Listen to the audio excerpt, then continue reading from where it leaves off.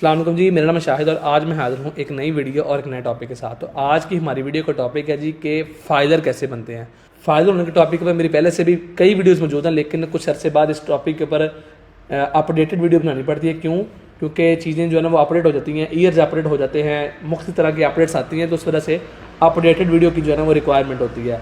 तो अब आज की जो डेट है, लेट्स से नवंबर 2025 के टाइम पीरियड के अंदर मैं ये वीडियो रिकॉर्ड कर रहा हूँ। इस पीरियड के अंदर अगर किसी बंदे ने फ़ाइलर होना है या इस पीरियड से लेके जून 2026 तक भी किसी ने फ़ाइलर होना है तो ये वीडियो एप्लीकेबल होगी। जून 26 के बाद जो है सिनेरियो मुख्तलिफ हो सकता है, लेकिन जून 26 तक यही वीडियो अप्लाई होगी। फ़ाइलर होने के लिए बाकायदा आज के डेट में आप 2025 वाले साल की टैक्स रिटर्न और 2025 वाले साल का ही ATL का चालान जमा करवाएंगे तो आपका स्टेटस एक्टिव हो जाएगा। अभी जो बातें मैं कर रहा हूँ ये जैसे जैसे आप वीडियो देखते जाएंगे वैसे वैसे आपको ये समझ आती जाएंगी। कुछ लोग तो ये वीडियो देख रहे होंगे जिन्होंने पहले से भी मेरी वीडियोस को फॉलो किया हुआ है, देखी हुई हैं, तो उनके लिए ये बातें ज़रा जो है ना आसान होगी, कितने समझनी। लेकिन जो फर्स्ट टाइम देख रहे हैं मैं कोशिश करूँगा कि उनके लेवल के ऊपर जाके वीडियो बनाऊँ ताकि जो है ना उनको भी समझने के अंदर किसी किस्म की परेशानी का सामना ना करना पड़े। तो फ़ाइलर होने के लिए FVR की वेबसाइट है जी irs.fvr.gov.pk। ये आपने ब्राउज़र के अंदर लिखनी है और लिखने के बाद आपने एंटर दबाना है और उसके बाद आपके सामने ये वेबसाइट ओपन हो जाएगी। ये वेबसाइट ओपन होने के बाद पहले तो आपने इस वेबसाइट के ऊपर अपना अकाउंट बनाना है।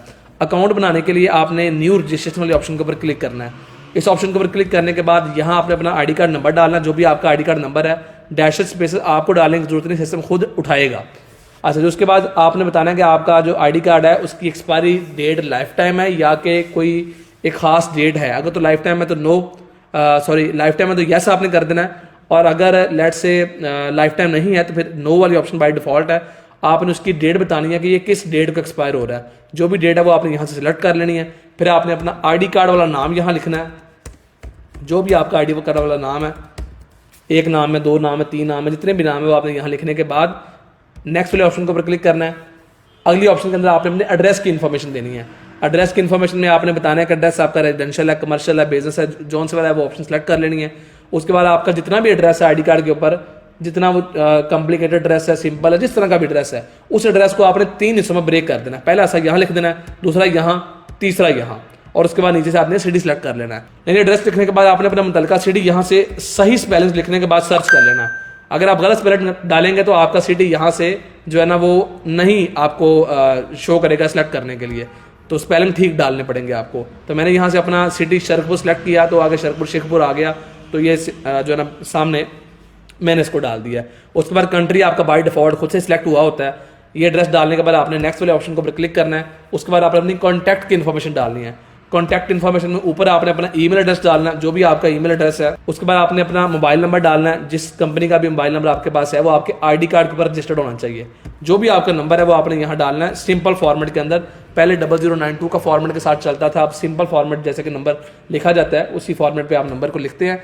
और उसके बाद आपका जो नंबर है वो आपके ID कार्ड के ऊपर रजिस्टर्ड होना लाजमी है। अगर रजिस्टर्ड होगा तो यस, और उसके बाद आप नेक्स्ट वाले ऑप्शन के ऊपर क्लिक करेंगे तो आपके नंबर और ईमेल के ऊपर वेरिफिकेशन कोड जाएंगे। वो कोड आपने यहाँ पुट करने हैं और उसके बाद अगले ऑप्शन में जाके आप पासवर्ड बनाएंगे और उसके बाद आप कंफर्म करेंगे तो आप मतलब आपको कंफर्मेशन एक सामने डैशबोर्ड आ जाएगा जिसके ऊपर लिख दिया जाएगा जी कि आपकी सक्सेसफुल रजिस्ट्रेशन हो चुकी है। आपका नाम वगैरह तमाम चीज़ें वहाँ शो हो जाएंगी। अच्छा, लेट से आपका जो मोबाइल नंबर है वो आपके ID कार्ड के ऊपर रजिस्टर्ड नहीं है तो फिर दूसरी ऑप्शन कौन सी है? फिर आप नो वाले ऑप्शन के ऊपर क्लिक करेंगे और आपका कोई भी जो फैमिली मेंबर है जो 18 साल से ऊपर है उसका भी ID कार्ड बना हुआ है और उसके नाम के ऊपर भी कोई सिम मौजूद है। खासतौर पर ये चीज़ किन लोगों के ऊपर अप्लाई होती है? जो लोग या तो बाई चांस उनके नाम पे सिम है नहीं और आज की डेट में उनको रजिस्ट्रेशन करने की रिक्वायरमेंट है, तो वो लोग फिर जो है ना वो इसको बाईपास करने के लिए अपने किसी फैमिली मेंबर का रजिस्टर्ड नंबर लगा सकते हैं। या लोग कुछ जो ओवरसीज़ हैं, पाकिस्तान से बाहर हैं और वो रजिस्ट्रेशन करना चाहते हैं और उनका पाकिस्तान में रजिस्टर्ड सिम नहीं है, रजिस्टर्ड सिम लेने के लिए उनको बाकायदा पाकिस्तान आना पड़ेगा, तो लिहाजा पाकिस्तान आने की ज़रूरत नहीं है। वो पाकिस्तान से बाहर बैठे ही किसी फैमिली मेम्बर का नंबर लगा के इस सिस्टम को बाईपास कर सकते हैं। तो ये FVR ने खुद अलाउ किया है। ये ऐसा मैं आपको कोई चोर दरवाज़ा नहीं बता रहा। ये FVR ने खुद ऑप्शन दी हुई है कि अगर आपके अपने नाम के ऊपर रजिस्टर्ड सिम नहीं है तो आप किसी फैमिली मेम्बर का भी यहाँ लगा सकते हैं। तो जिस फैमिली मेम्बर का आपने यहाँ नंबर लगाना है उस फैमिली मेम्बर का आप यहाँ ID कार्ड नंबर लिखेंगे। ये लिख लिया और उसके बाद आपने उस फैमिली मेम्बर का यहाँ नाम लिखना है।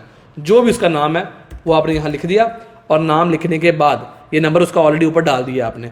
आपने नेक्स्ट वाले ऑप्शन के ऊपर क्लिक करना है। लेट्स से नंबर आपके अपने नाम पर रजिस्टर्ड है तो फिर आपने सिंपल यस वाले ऑप्शन के ऊपर क्लिक करना है और उसके बाद आपने नेक्स्ट वाले ऑप्शन के ऊपर क्लिक करना है। नेक्स्ट वाले ऑप्शन के ऊपर क्लिक करने के बाद कुछ इस तरह का डैशबोर्ड आपके सामने आएगा और आपका मोबाइल वेरिफिकेशन कोड अलग से आपके नंबर के ऊपर आएगा, वो आपने यहाँ डालना है। ईमेल पे अलग से कोड जाएगा और इसका टाइम होता है 5 मिनट। 5 मिनट के अंदर अंदर आपने यहाँ डालने होते हैं। लेट से कोड नहीं आ रहा तो फिर यहाँ एक ऑप्शन आएगी रीसेंड की, तो फिर रीसेंड वाले ऑप्शन के ऊपर क्लिक करेंगे तो फिर कोड आ जाता है। लेट से फिर भी नहीं आता तो फिर यहाँ लिखा हुआ है notification, if OTP is not received within 2 minutes type MSG and send a text message to 9966।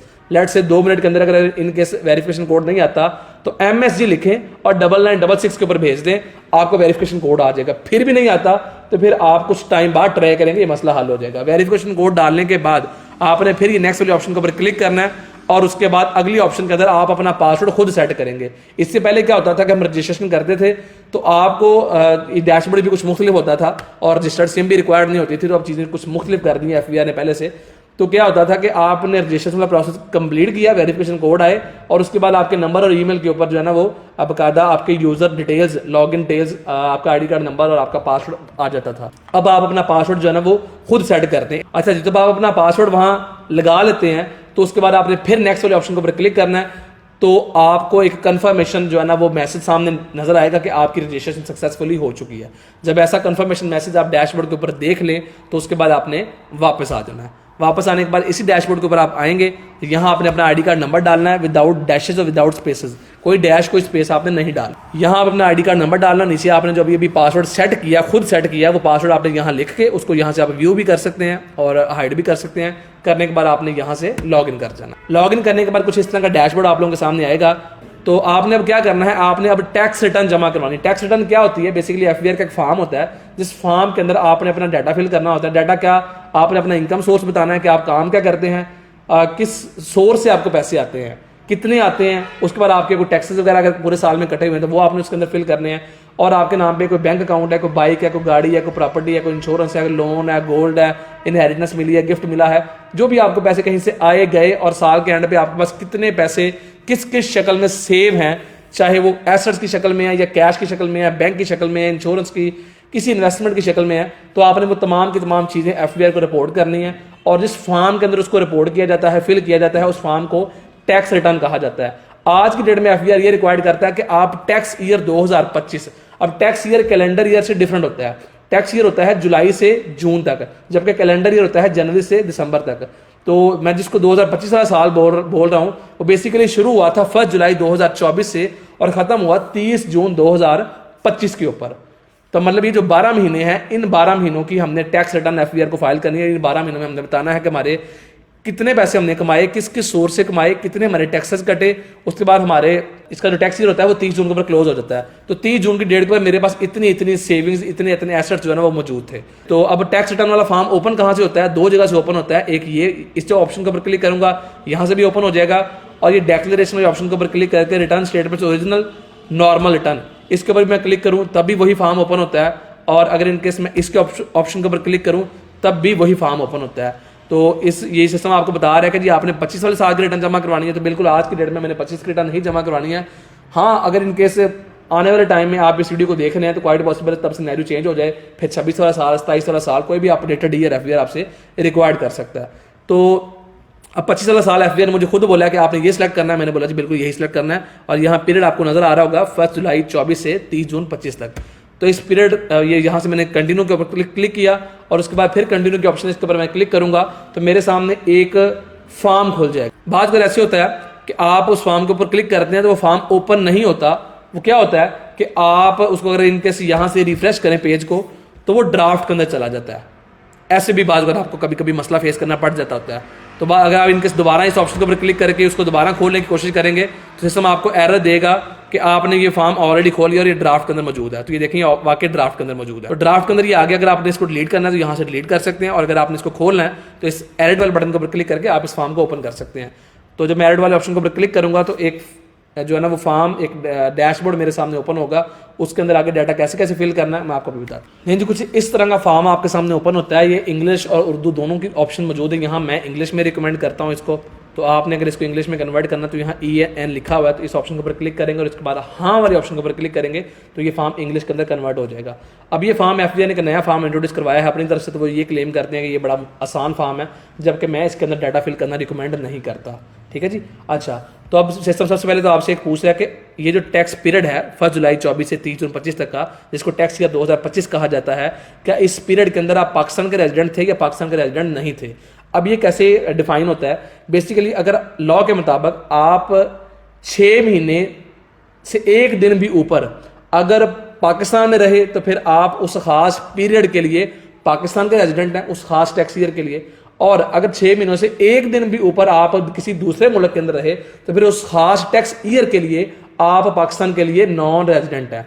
तो अगर तो आप पाकिस्तान में रहे तो फिर आपने यस वाले ऑप्शन के ऊपर क्लिक करना है, और अगर आप पाकिस्तान में 183 दिन यानी कि 6 महीनों से 1 दिन भी ऊपर रहे तो फिर आपने नो वाले ऑप्शन के ऊपर क्लिक करना है, और आपकी जो टैक्स रिटर्न फाइल होगी वो फाइल तो होगी लेकिन वो एज अ नॉन रेजिडेंट या ओवरसीज पाकिस्तानी के तौर पर फाइल होगी। तो हमने जाना है नॉर्मल पाकिस्तानी की पर्सन की कैटेगरी के अंदर। लेट्स से अगर आप ओवरसीज हैं और आप ये वीडियो देख रहे हैं तो फिर ओवरसीज पर्सन की रिटर्न फाइल करने के टॉपिक पर मेरी डिटेल में अलहदा से वीडियोस भी मौजूद हैं, उन वीडियोस के लिंक भी आपको इस वीडियो के डिस्क्रिप्शन में मिल जाएंगे। अच्छा जी, तो अब मैं एक नॉर्मल पाकिस्तानी लिए करने लगा हूं, तो मैं इस यस वाले ऑप्शन के ऊपर क्लिक करूंगा, उसके बाद मैं कंटिन्यू वाले ऑप्शन के ऊपर क्लिक करूंगा। सिस्टम उसके बाद मुझसे पूछ रहा है कि आपका सोर्स ऑफ इनकम क्या है, तो मैं यही कहूंगा कि आपका इनकम सोर्स है, दूसरे सोर्स से नहीं है। आपने इसके ऊपर यस ही करना है, और यस करने के बाद आप जो पुराने वाला फॉर्म है, जो कदर आसान फॉर्म है, उसके अंदर रीडायरेक्ट हो जाएंगे। इस फॉर्म के अंदर डाटा फिल करना मैं रिकमेंड नहीं करता। इस फॉर्म में से एक दूसरे फॉर्म के अंदर मैं कहता हूं जी पहले आप रीडायरेक्ट हो जाएं और उसके बाद जो है ना वो आप अपनी टैक्स रिटर्न फाइल करें। तो मैंने यस वाले ऑप्शन के ऊपर क्लिक किया, सिस्टम मुझे कह रहा है एक्सेप्ट एंड कंटिन्यू। जब मैं इस ऑप्शन के ऊपर क्लिक करूंगा तो मैं एक दूसरे फॉर्म के अंदर रीडायरेक्ट हो जाऊंगा, जो कि असल में ये है वो फॉर्म जिसके अंदर वाकई प्रॉपर तरीके से डाटा फिल होता है और डाटा फिल करना भी चाहिए।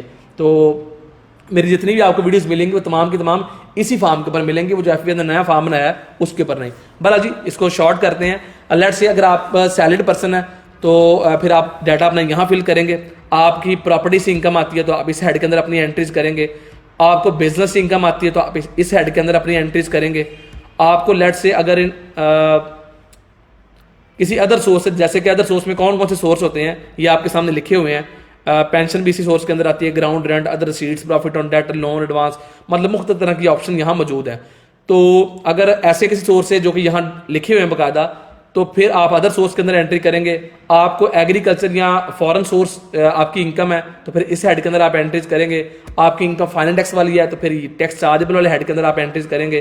तो भला जो आपकी मुतल्लिका ऑप्शन है उस हेड के अंदर आपने एंट्री करनी है। अब मैं इस वीडियो के अंदर हर सिनेरियो आपको नहीं बताऊंगा कि अगर यहाँ आपकी इनकम इस साइड में फॉल करती है तो फिर कैसे एंट्री करनी है, इस साइड में करती है। मैं नॉर्मली इसको एज सिंपल एज पॉसिबल रखने की कोशिश करूंगा ताकि वीडियो सिंपल भी रहे और आपको बात भी समझ आए। और लेट्स से जो मैं यहाँ टॉपिक कवर करूंगा आपका सिनेरियो उससे कुछ मुख्तलिफ है, तो आपको इस वीडियो से ऑलमोस्ट 80% बात तो समझ आ जाएगी। वो जो 20% बात होगी उसके लिए मेरी हर टॉपिक के ऊपर अलग-अलग वीडियो मौजूद है, जैसे कि सैलरी के ऊपर अलग से वीडियो मौजूद है, बिजनेस के ऊपर अलग से वीडियो मौजूद है। उसके अलावा जी आपकी अदर सोर्स से पेंशन से इनकम आती है, अलग से वीडियो मौजूद है। एग्रीकल्चर के ऊपर अलग से वीडियो मौजूद है, ओवरसीज के लिए अलग से वीडियो मौजूद है। मतलब ऑलमोस्ट हर टॉपिक पर मेरी अलग वीडियो मौजूद है।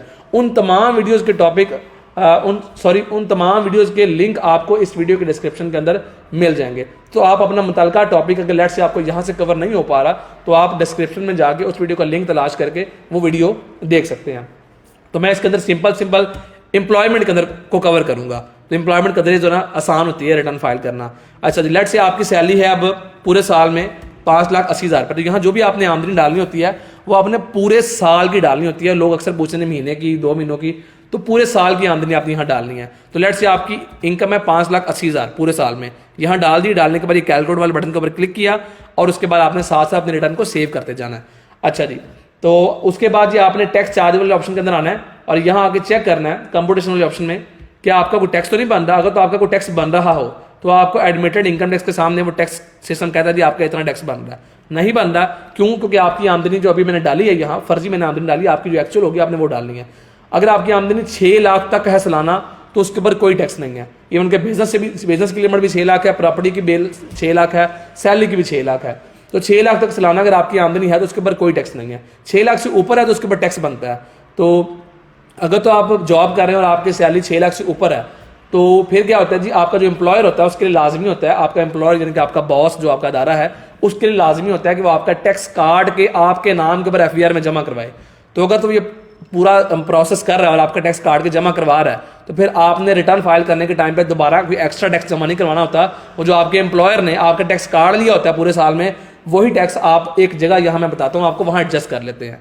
तो लेट से अगर आपका कटा हुआ है तो आप उसको एडजस्ट कर लेते हैं। अगर आपके एम्प्लॉयर ने नहीं काटा तो फिर आपको वो टैक्स बकायदा जमा करवाना पड़ता है। तो मैं वो भी बताता हूँ आपको कैसे।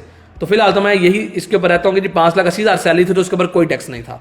अब लेट से आपकी सैलरी में कहता हूँ जी 6.5 लाख थी साल में, तो 6.5 लाख ये डाल के यहाँ कैलकुलेट कर लिया, साथ इसको सेव भी मैंने कर लिया। और इसके बाद मैं टैक्स चार्ज वाले ऑप्शन के अंदर आऊँगा, कंप्यूटेशन के अंदर आऊँगा, नीचे आके देखूंगा तो ये देखें सिस्टम इसके ऊपर 2500 रुपये टैक्स बना रहा है। सिस्टम कहता है कि इसको पे करना है आपने, और पे करने के लिए प्रीपेयर PSID इस ऑप्शन के ऊपर मैं क्लिक करूंगा तो सिस्टम बकायदा मुझे अलाउ कर देगा कि मैं इसकी PSID क्रिएट करूं। और उसके बाद जनरेट PSID के ऊपर क्लिक करूंगा तो एक PSID इसकी जनरेट हो जाएगी और उसको मैं ईजी पैसे जायज़ कैश से पे करूंगा। उसके बाद ही मैं 1 घंटे के बाद इस फॉर्म को मैं सेव करके क्लोज कर दूंगा और इसको वहीं से 1 घंटे के बाद आके ड्राफ्ट में से दोबारा ओपन करूंगा।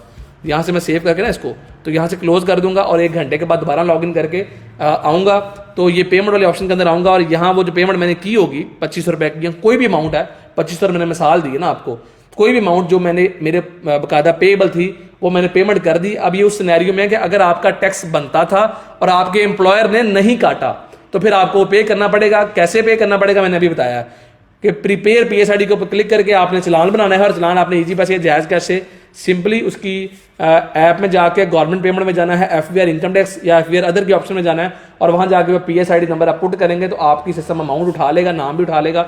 आपने पे वाले ऑप्शन के ऊपर क्लिक करके पे कर देना और रसीद सेव कर लेनी है।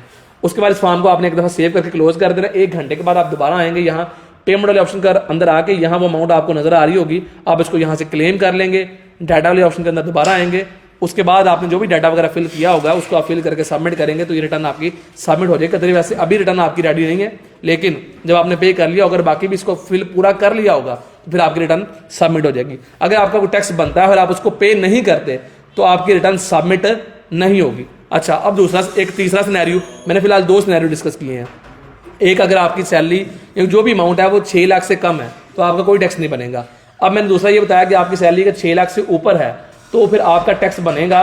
और अगर आपके एम्प्लॉयर ने नहीं काटा तो आपने कैसे PSID बना के उसको कैसे पे करना है और कैसे रिटर्न जमा करवानी है। अब तीसरा सिनेरियो ये है कि आपके एम्प्लॉयर ने टैक्स काट के बाकायदा जमा भी करवाया है तो फिर आपने उसको एडजस्ट करना है। एडजस्ट कैसे करना है और कहाँ करना है, ये एडजस्टेबल टैक्स वाला खाना है, इसके अंदर आपने आना है और यहाँ आने के बाद ये आपकी सैलरी साल में जितनी भी आपको मिली जो कि 6.5 लाख है मिसाल के तौर पर, और उसके ऊपर आपका 2500 रुपये टैक्स जो है वो आपके एम्प्लॉयर ने काटा था और उसका रिकॉर्ड बाकायदा उसने आपको दिया कि ये मेरा टैक्स मैंने आपका काटा हुआ है। उसको जो भी आपको वो सैलरी की स्लिप देता है, वो आपका टैक्स का सर्टिफिकेट देता है, जो भी डिटेल देता है वो आपने डाल के यहाँ से कैलकुलेट कर लेना है। अब जब ये टैक्स की अमाउंट में यहाँ डाल के सैलरी की भी अमाउंट यहाँ डालूंगा और साथ टैक्स की अमाउंट भी डालूंगा और फिर मैं कंप्यूटेशन वाले ऑप्शन के अंदर आके चेक करूँगा तो यहाँ सिस्टम मुझे कोई टैक्स की अमाउंट नहीं बना के दे रहा, क्योंकि जितना मेरा टैक्स बनता था उतना ही मेरे एम्प्लॉयर ने पहले से काट लिया और वो मैंने एडजस्ट कर दिया, तो अब मुझे कोई टैक्स पे नहीं करना पड़ेगा। ठीक हो गया जी।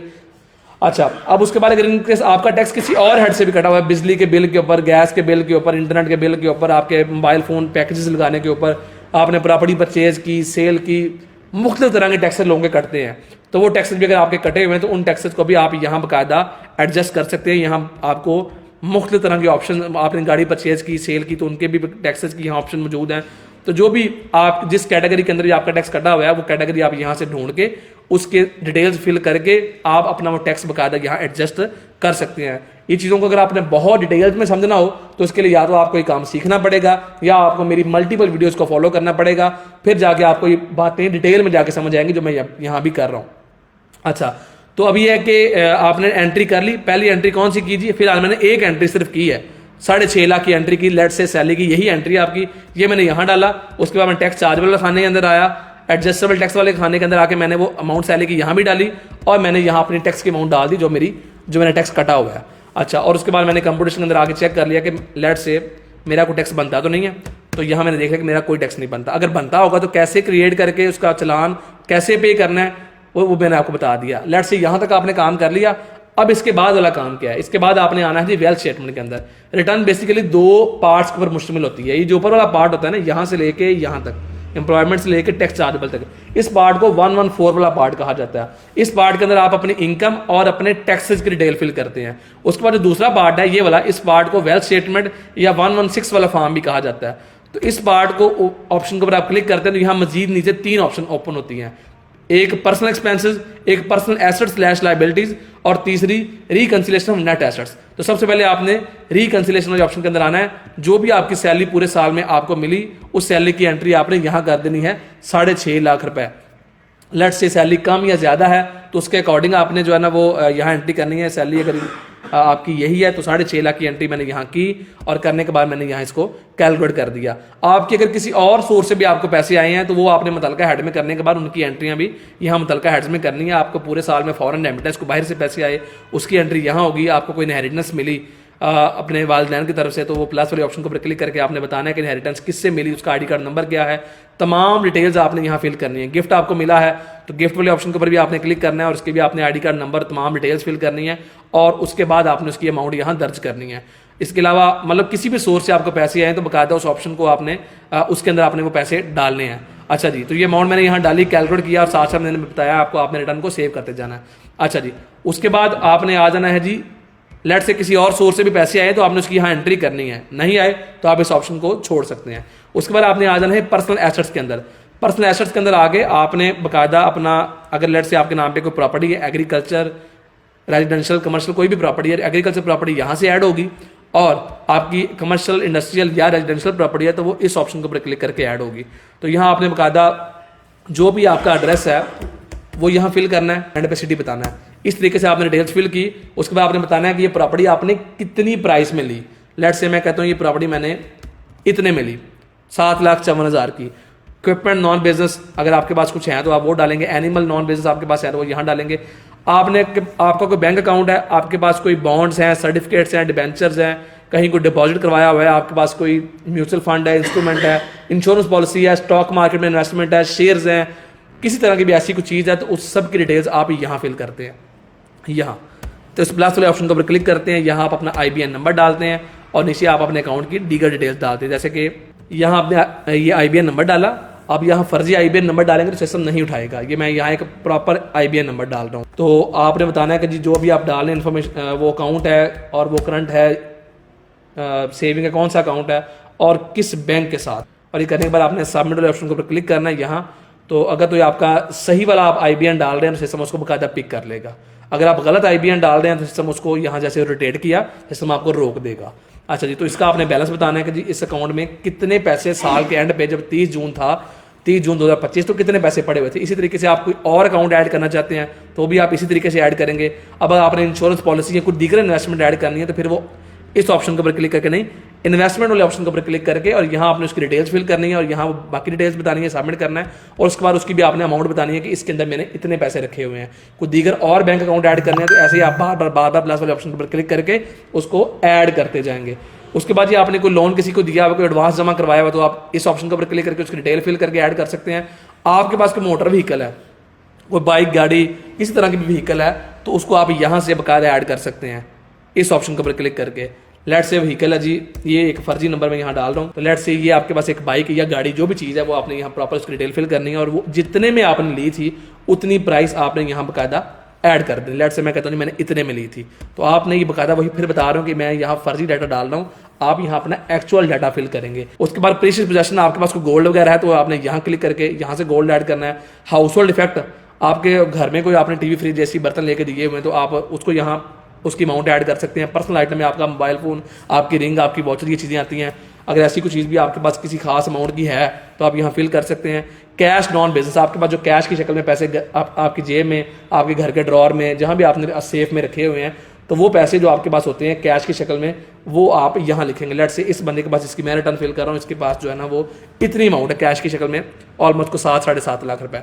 तो ये डालने के बाद मैं कैलकुलेट कर लूँगा। अगर आपका इसके अलावा कोई और एसेट है जो ऊपर मेंशन नहीं है लेकिन वो आपके पास एसेट है तो यहाँ एक ऑप्शन बनी हुई है एनी अदर एसेट, तो इस ऑप्शन के ऊपर क्लिक करके आप उसकी डिटेल यहाँ लिख के और सबमिट करके उसकी भी अमाउंट आप यहाँ लिख सकते हैं। इसके अलावा आपको कोई एसेट है जो आपने किसी दूसरे के नाम पे लिया तो उसकी भी आप प्लस वाले ऑप्शन के ऊपर क्लिक करके उसकी भी डिटेल्स आप फिल कर सकते हैं।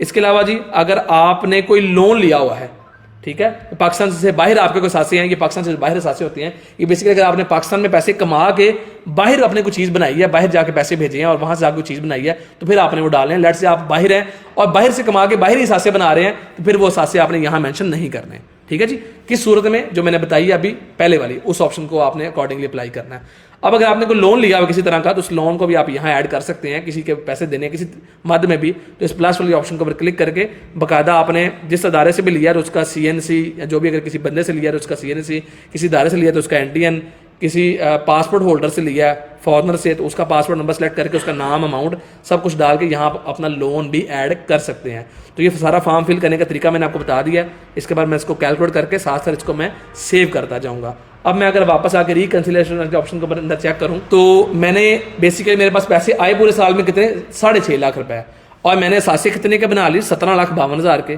तो अब सिस्टम मुझे यहाँ नीचे अनरिकनसाइल्ड अमाउंट पॉजिटिव के अंदर दिखा रहा है कि 11,02,300 रुपए आपकी पॉजिटिव अमाउंट है, अनरिकनसाइल्ड है। अनरिकनसाइल्ड का मतलब ये होता है कि इतनी अमाउंट वो है जो आपकी बराबर नहीं है, जिसका आपने प्रॉपर हिसाब अभी तक FBR को नहीं दिया, कि 6.5 लाख आपने कमाया और आपने जो असासी हैं वो ऑलमोस्ट कुछ 17 लाख के बना लिए। तो ये कैसे पॉसिबल हो, 17-17.5 लाख के?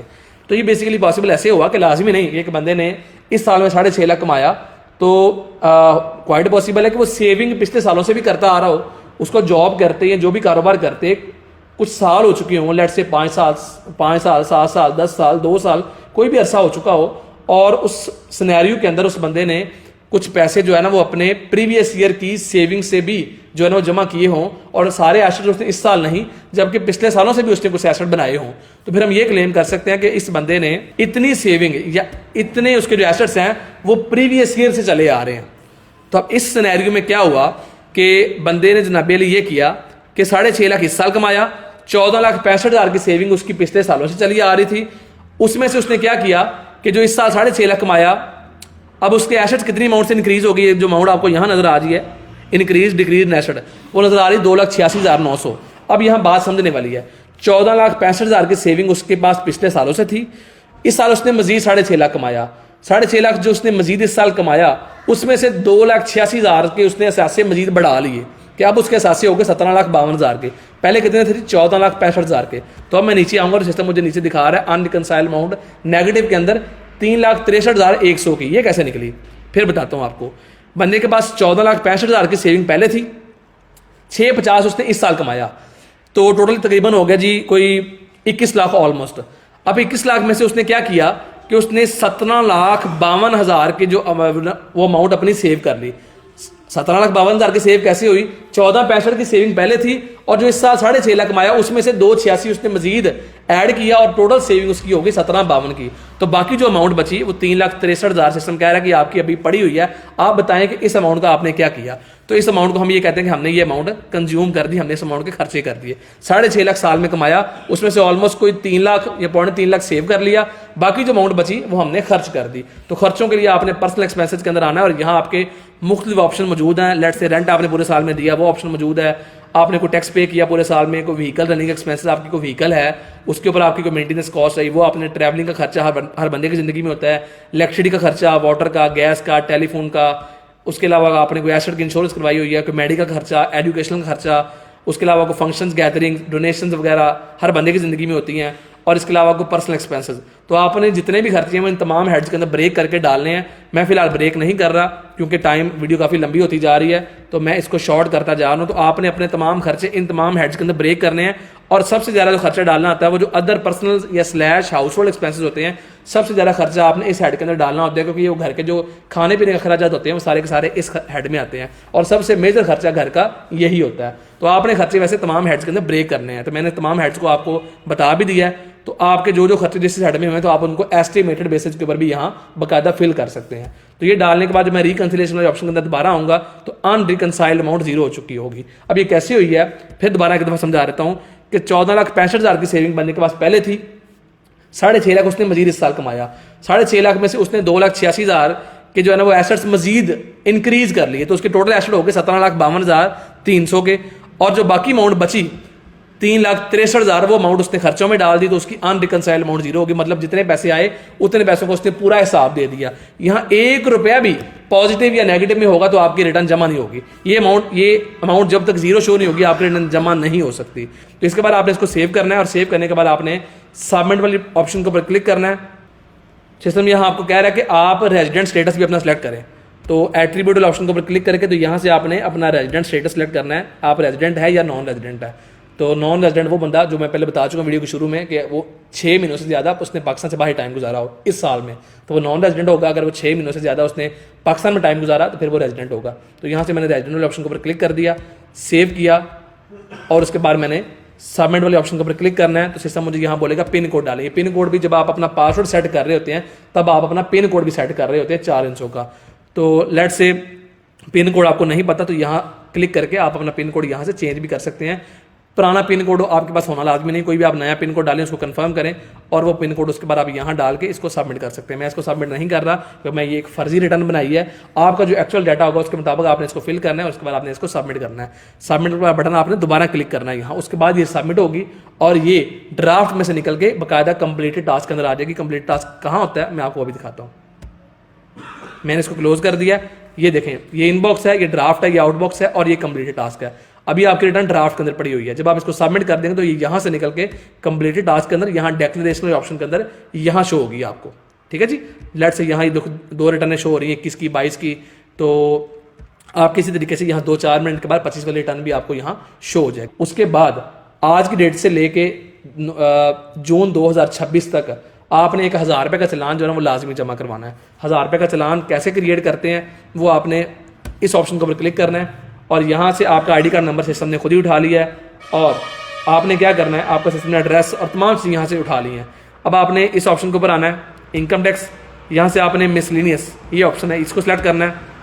इसको सिलेक्ट करने के बाद यहाँ से आपने नीचे आना है मजीद, तो इनकम टैक्स वाले ऑप्शन के अंदर आपने सरचार्ज फॉर ATL इस ऑप्शन के ऊपर क्लिक करना है। यहाँ आपने अपना टैक्स ईयर बताना है कि किस ईयर का आपने चलान क्रिएट करना है, तो 2025 वाले चलान का ईयर का आपने चलान क्रिएट करना है और यहाँ आपने 1,000 रुपये अमाउंट अपनी लिखनी है। और वो लिखने के बाद आपने क्या करना है कि जी आपने ये सबमिट वाले ऑप्शन के ऊपर क्लिक करना है और उसके बाद आपने यस वाले ऑप्शन के ऊपर क्लिक करना है, तो आपका बाकायदा एक चलान क्रिएट हो जाएगा। ये देखें जी प्रिंट PSID, तो प्रिंट वाले ऑप्शन के ऊपर मैं क्लिक करूंगा तो ये बाकायदा सिस्टम मुझे डाउनलोड करने की ऑप्शन दे देगा और इसके ऊपर देखें तमाम डिटेल्स आ रही हैं कि कौन सा नेचर ऑफ पेमेंट कौन सी है, टैक्स पेमेंट सेक्शन कौन सा है, टैक्स पेयर का नाम, तो दीगर तमाम इन्फॉर्मेशन आ रही है और ये वो PSID असल चीज़ है जिससे आपने पेमेंट करनी होती है। तो इसको आपने इजी पैसा जायज़ कैश या बैंक की ऐप में जाके वहाँ से आपने पेमेंट्स में जाना है, गवर्नमेंट पेमेंट में जाना है, FBR इनकम टैक्स के ऑप्शन में जाना है और ये PSID आप वहाँ पुट करेंगे तो सिस्टम आपका नाम और आपका जो है ना वो अमाउंट खुद पिक करेगा। आपने अगेन पे के ऊपर क्लिक करना है, आपकी पेमेंट हो जाएगी और जैसे ही आपकी पेमेंट हो जाएगी उसके ठीक कोई 2 से 3 या 4 घंटों के बाद आपका स्टेटस जो है वो FBR की वेबसाइट के ऊपर एक्टिव लेट फाइलर शो हो जाएगा। लेट फाइलर क्या होता है, ये एक नई कैटेगरी FBR ने इंट्रोड्यूस करवाई थी पिछले साल। जो लोग भी अपनी रिटर्न में लेट फाइल करते हैं या ड्यू डेट के बाद फाइलर होते हैं, अभी जो डेट जा रही है ना ये ड्यू डेट के बाद है। ड्यू डेट नॉर्मली कौन सी होती है, हर साल 30 जून के बाद और 30 सितंबर से पहले वाला जो टाइम होता है ये 3 महीने होते हैं, ये ड्यू डेट होती है। अब ड्यू डेट के बाद जो लोग फाइलर बनते हैं उनको बाकायदा रिटर्न तो जमा हो जाती है, वो फाइलर भी हो जाते हैं, लेकिन साथ उनको 1,000 रुपये का चलान भी जमा करवाना पड़ता है और उनका जो स्टेटस है वो लेट फाइलर वाली कैटेगरी के अंदर आता है। अब जो लेट फाइलर होता है इसका जो इम्प्लीमेंटेशन होती है वो सिर्फ और सिर्फ प्रॉपर्टी के लेन देन के ऊपर होती है। इसके अलावा बाकी हर जगह जो लेट फाइलर होता है वो फाइलर ही कंसिडर होता है। ठीक है जी, बाकी हर ट्रांजेक्शन के ऊपर सिर्फ प्रॉपर्टी के लेन देन के ऊपर जो लेट फाइलर है उसको एक तीसरी कैटेगरी का सामना करना पड़ता है। लेट से फाइलर को टैक्स है 1.5% तो लेट फाइलर को है 4.5% और नॉन फाइलर को है लेट से 10.5%। तो इस तरीके से लेट फाइलर को फायदा तो होता है, लेकिन जो प्रॉपर फाइलर है जिसने ड्यू डेट के अंदर अपने आप को फाइलर बनाया उसके निस्बतन लेट फाइलर को कंपैरेटिवली प्रॉपर्टी के लेन देन में थोड़ा ज्यादा टैक्स पे करना पड़ता है। तो अब स्टेटस कैसे और कहां से चेक होता है मैं वो भी आपको बताता हूं। तो यहां से आपने लॉग आउट कर जाना है। लॉग आउट करने के बाद ये जो मेन वेबसाइट है जहां पे आपने लॉग इन करना होता है, इस वेबसाइट पे आपने लॉग इन नहीं करना, आपने यहाँ थोड़ा सा स्क्रॉल डाउन करके नीचे आना है। तो यहाँ ऑप्शन है active tax payer list income tax, इस ऑप्शन के ऊपर बाय डिफॉल्ट खुद से क्लिक हुआ है। आपने अपना पैरामीटर टाइप सेलेक्ट करना है CNC और यहाँ आप अपना CNC नंबर डालना है विदाउट डैशेज और विदाउट स्पेसेस। वो यहाँ डालने के बाद डेट जो आज की है वही आपने सेलेक्ट रहने देनी है और उसके बाद ये जो कैप्चा कोड हर दफा यहाँ डिफरेंट आता है वो कैप्चा कोड आपने यहाँ डालना है और डालने के बाद आपने वेरीफाई करना है, तो यहाँ राइट साइड पे आपको आपका स्टेटस शो हो जाएगा। देखें आपका आईडी कार्ड नंबर, नाम, और यहाँ फिलहाल इनएक्टिव लिखा आ रहा है। तो अगर आप 25 की रिटर्न और 25 का चालान जमा करवा देंगे 1000 रुपये का, तो यहाँ आपका एक्टिव और साथ लेट फाइलर का वर्ड जो है ना वो लिखा आएगा। लेट से अब आपका ये लेट फाइलर रिमूव कब होगा, जब अगले साल 30 जून 2026 के बाद आप प्रॉपर रिटर्न ऑन टाइम जमा करवा देंगे 30 जून के बाद और 30 सितंबर से पहले, तो फिर आपका स्टेटस जो है ना वो लेट फाइलर रिमूव हो जाएगा और सिर्फ एक्टिव रह जाएगा। तो उम्मीद है जी आज की वीडियो आप लोगों को समझ भी आई होगी, पसंद भी आई होगी। इस वाले से अगर आप लोगों को फिर भी कोई कन्फ्यूजन हो या टैक्स, ट्रेडमार्क, कंपनी, इन तमाम मामला के वाले से अगर आपको सर्विसेज भी रिक्वायर्ड हो, तो आप दिए गए व्हाट्सएप नंबर के ऊपर रब्ता कर सकते हैं। मिलते हैं इस तरह के किसी और वीडियो में किसी और टॉपिक के साथ, तब तक के लिए अपना बहुत सारा ख्याल रखिए जी। अल्लाह।